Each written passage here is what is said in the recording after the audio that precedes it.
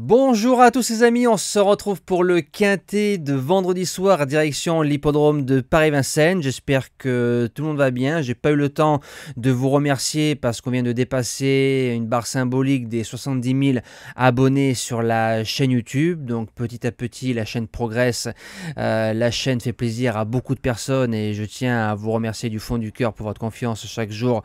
Malgré que vous avez vu, les courses, ce n'est jamais linéaire, il y a des pics de forme et des pics de mes formes. Donc merci pour les commentaires, merci pour les likes, merci pour les partages, merci pour tout ce que vous faites chaque jour. Donc nous on va retrouver les résultats donc de mardi dans le fameux quintet d'Auteuil. On est 3, 4, 5, course par course correcte du côté de Vincennes, les simples ont bien marché, le pic 5 qui passe, la DM qui passe et on fait un nouveau 3 sur 4 avec les objectifs. Donc ça fait 4 jours qu'on est sur un 3 sur 4, donc ça c'est une grosse dynamique, c'est bien.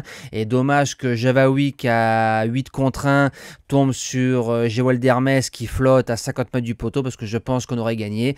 Mais voilà, les courses, faut avoir un peu de réussite parfois pour toucher un gagnant. Donc c'est parti pour la sélection de vendredi. Donc le prix Pitia en Réunion 1 course 4, départ 20h15, le plein 16 partants, on connaît les forces et les faiblesses des trotteurs au départ, 2850 mètres grande piste. C'est parti pour la sélection. Base gagnante, le 14 Inexcess Bleu, détecté au berceau pour ceux qui me connaissent depuis longtemps. Il a lutté plusieurs fois avec un certain Hino du Lupin, il a déjà battu Hino du Lupin, le 19 avril Hino du Lupin l'a battu, l'engagement 6 ans, fermé à 400 000 €, déféré des 4, Alexa Brivard. Vous me connaissez maintenant depuis de nombreuses années, je suis sans filtre. D'ailleurs, un ancien acteur de légende, Bourvil, disait « Vaut mieux être que paraître ». Alors pour moi, Inexcess Bleu, s'il ne gagne pas vendredi soir, je serai extrêmement déçu et surpris. Et surtout que c'est un cheval qui peut tout faire.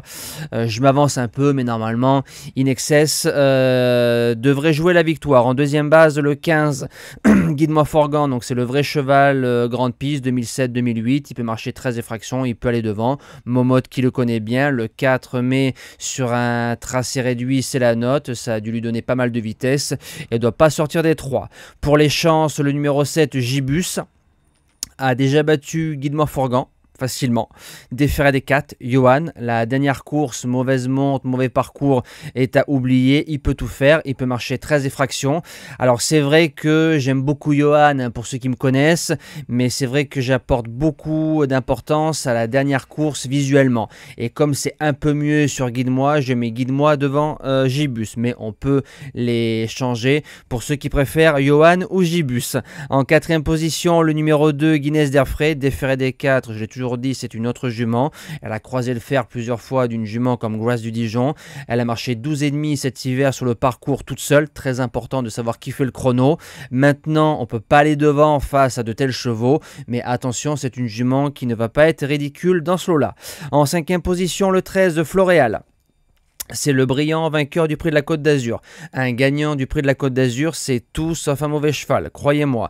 Il a marché 13 effractions plusieurs fois dans des lots, certes, quand il partait en tête. Mais bon, on y retrouve Grace du Dijon, Gendréen, Eric Zeuil, Ibiki Doel. Donc c'est tout sauf des feignants. On met Raffin, et comme c'est un cheval assez dur, je le vois dans les 5. En sixième position, le 12 Faubourg. Il y a eu du mieux dans la course du 4 mai, donc la fameuse course où j'ai un peu détecté Guide-moi Forgan. Maintenant, c'est un cheval qui a 9 ans, c'est un sprinter, mais comme ça va rouler, tout bon pour lui. En venant sur les autres, il prendra la meilleure allocation possible.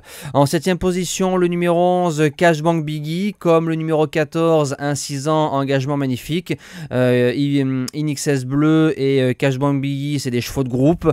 Alors, c'est une jument qui n'arrive plus trop à trotter. Elle a fait 3e d'une course où il y avait Hino du Lupin. Maintenant, si elle veut bien être sage du départ jusqu'à l'arrivée, c'est une jument qui est redoutable sur 200-300 mètres. Et le duo Gabi Bondo, je me répète, ça marche très fort. Et je termine avec Félix. Le numéro 8, Félix Dubourg, qui a fait pratiquement que la ligne droite dans le quintet d'Anguin samedi dernier. C'est un cheval qui dit jamais non, qui est toujours là. Alors c'est vrai qu'il y a largement meilleur au départ de cette épreuve, mais pour être 5e en longeant le rail, pourquoi pas, parce que c'est un cheval qui est toujours en forme et qui répète ses courses. Moi, j'ai plus qu'à vous souhaiter un bon vendredi soir, un bon week-end. Merci à tous et à demain.